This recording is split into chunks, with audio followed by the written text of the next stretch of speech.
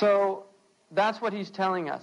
And then the other thing, another thing that he tells us is to have dhul. And dhalil is somebody who is, lowly, abject, humbled, dhalil.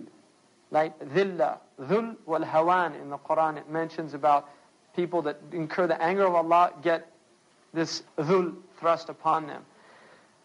What he's saying is have this before Allah. Be dhalil.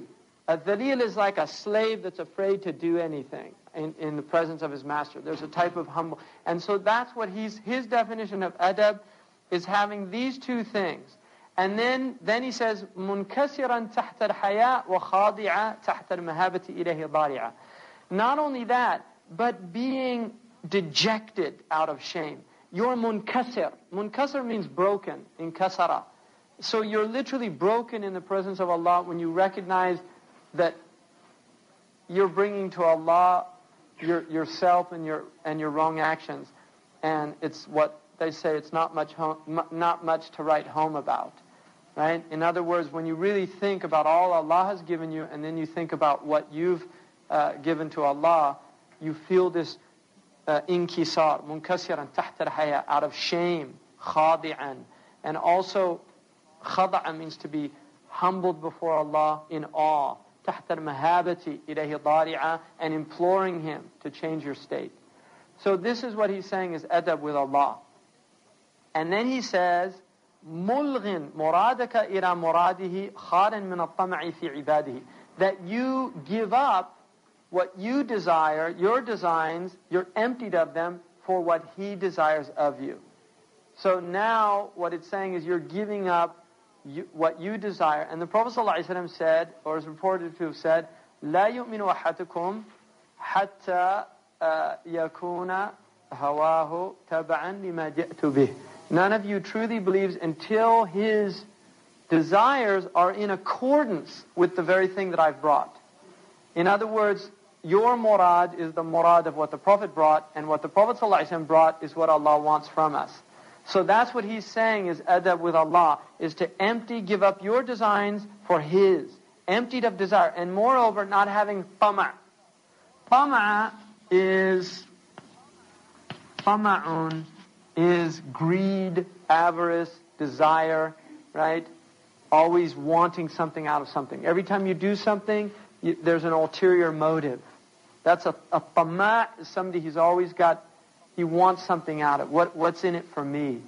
That's always his root. And he's saying get rid of that concerning His servants. In other words, don't want anything from His servants. Want something from Allah, because Allah is the one that possesses everything. So this is what he's saying. This is how he begins, by giving us a definition of adab. And ultimately, and then he says, مُبَادِرًا لِأَمْرِهِ وَمِنْ دَخَلٍ. Dakhalun in Arabic is a hidden fault. It's a aib inside you that nobody sees.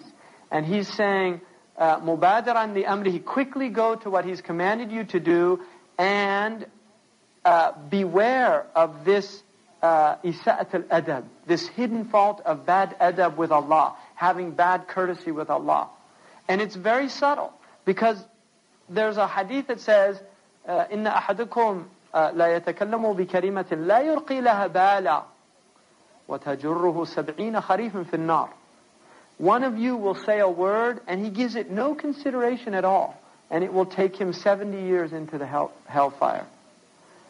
So the point is that adab it's a subtle thing, and loss of adab. And this is why one of the things that you learn in diplomatic circles is there's something called protocol.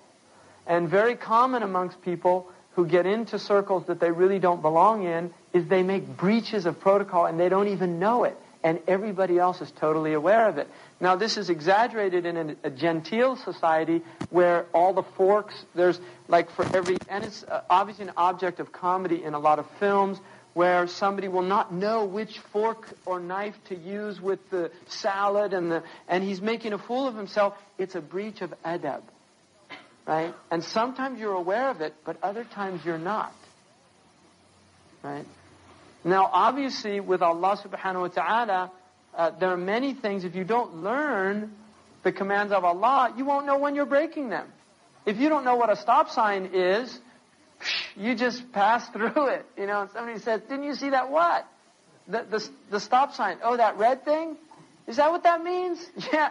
If you don't know what it means, you don't care. You just go right through it. Right? But the problem is, accidents happen that way. And with Allah, bad things happen. When you breach adab with Allah, bad things happen. You bring harm on yourself. This is why he's saying, fi ayyi wajh, this should be a serious fear of yours to have. And I was once in Mauritania, and I was with this Shaykh, and we saw this mouse, and it was coming out of this hole, and it would come out, and if it just heard one sound, it would stop and shoot back into the hole. And he said, that's taqwa.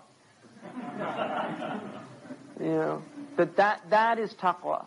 It's you're worried about getting eaten alive by your own mistakes, right? So you have this kind of wajal, or this fear of Allah. Now ultimately, it turns into love. I mean, that's the highest maqam, and he'll get into that later. So our fear is not like, Allah's this horrible. No, on the contrary. But you don't want to incur the wrath, because Allah does have a wrath. And then he says, here, I'm going to